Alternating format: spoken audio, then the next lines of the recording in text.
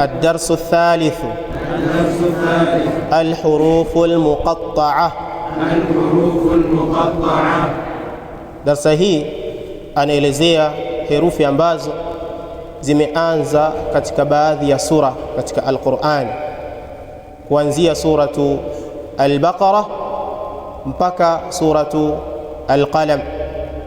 Allah tabarak wa taala ameanza na alhurufu almuqatta'a, herufi ambazo wanachuoni wanasema Allahu a'lamu bimuradihi, lakini hizi herufi ndani yake kuna ahkam za maddi, ahkam za alghunan, yani alidgham ndani yake, alikhfa wa hakadha. Hakuwa na sehemu nyingine ya kuziweka isipokuwa hapa, kwa sababu zinasomwa kama zilivyo, lakini ndani yake zina haraka. Asili yake zinasomwa kama zilivyo, ndio maana sehemu ambazo hakuna hukumu zinasomwa kama zilivyo. Alif itasomwa alif, ta itasomwa ta, wa hakadha. Kwa hiyo eleweni hivi, zinaitwa alhurufu almuqatta'a, herufi zilizokatwa, hazina maana. Usijitie ufundi ukasema maana yake kadha wa kadha, hayo ya kwako wewe. Allahu a'lamu bimuradihi, wengine wakadanganyana, alif sijui Allah, lam sijui nini, mim sijui kitu gani. Allahu a'lamu bimuradihi, lakini Suyuti wanasema hivyo, wewe lugha yenyewe ya kuungaunga useme kwamba unajua maana yake. Ad-darsu thalith al-hurufu al-muqatta'a.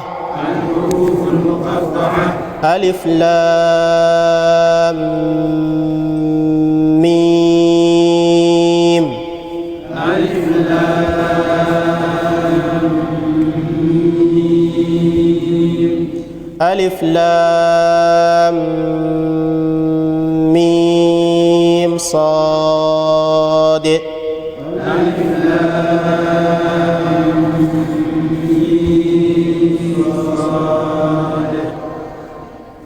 ألف لام را.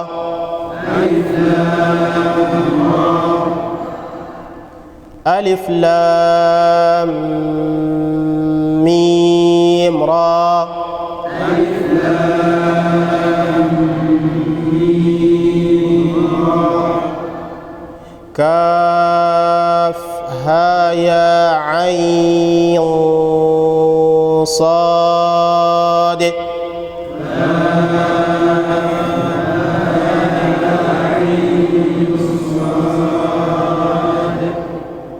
طه طاسيم ميم.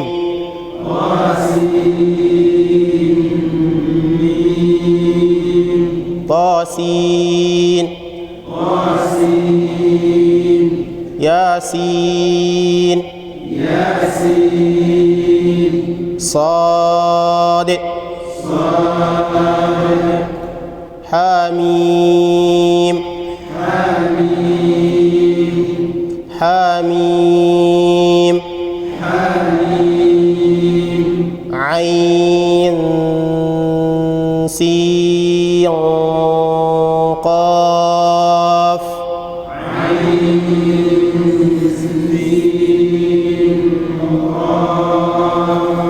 قاف نون.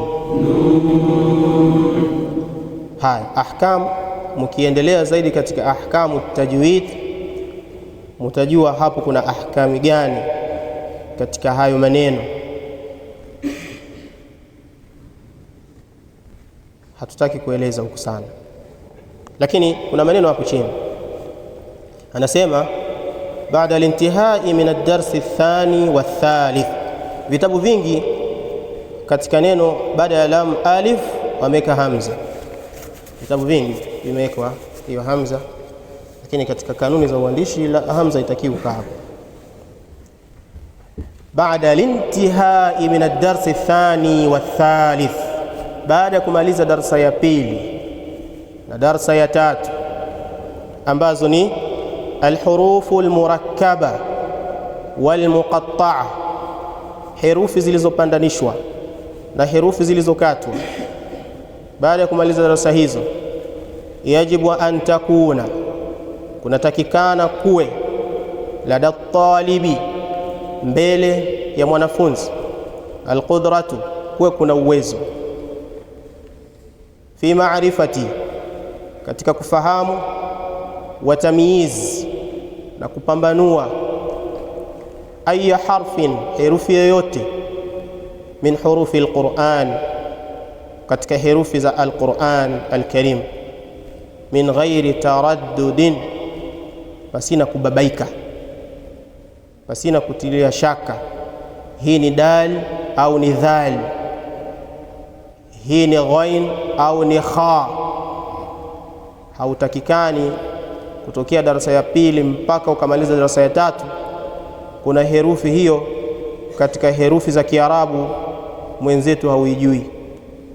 Lazima herufi zote uzijue, zote za Kiarabu. Yani wewe tayari ushakuwa mtaalamu wa kuzijua herufi za Kiarabu mpaka hapa. Kama ni mfuatiliaji, chukua Qur'ani, tafuta katika aya mbalimbali, angalia vizuri, fananisha hii ni herufi gani. Unafungua tu sura yoyote, anza na bismillahir rahmanir rahim, kwanza ba sin mim, alif lam lam ha, alif lam ra ha mim nun, alif ra ha ya mim, na maneno yote alhamdu, alhamdulillahi rabbil alamin. Chukua msahafu, zitaje zile herufi moja baada ya nyingine, fanya mazoezi haya. Famathalan qawluhu ta'ala, mfano kauli yake Allah azza wa jalla, amma yatasaalun. Aya hii